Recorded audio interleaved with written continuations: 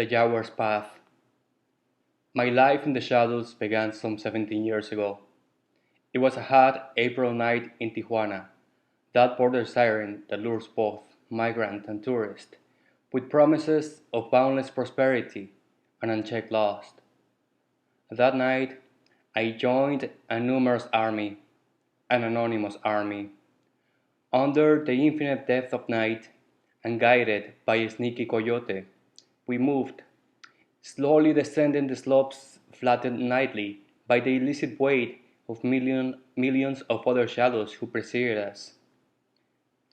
Denied a legitimate chance at the American dream, what better way to attain it than by penetrating America by night?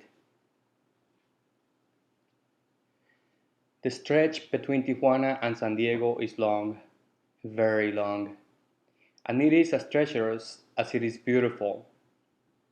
It is unlikely that anybody who has ever crossed it will easily forget it.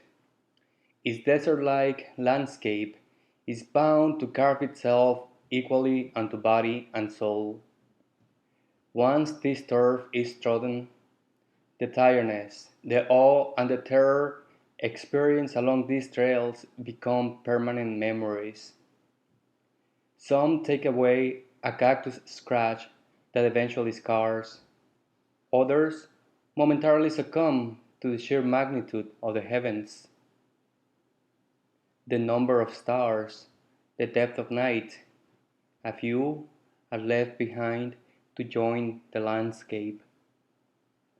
This dark wonder, for many like myself, this arid world, these steep hills and deep valleys provides us with our first hike ever. It is also our first view of such broad sky, our first communion with the infinite.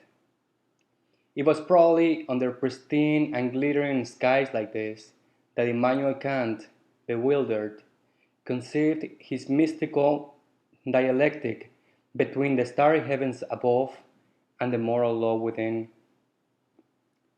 I, lacking all philosophical insight at the time, simply wanted to pause and contemplate this fragment of galaxy. But the coyote had other plans, and we kept pressing forward. Human industry adds its own accents to the native landscape. From the top of a hill, we watch a long line of people advancing hurriedly in the valley ahead of us.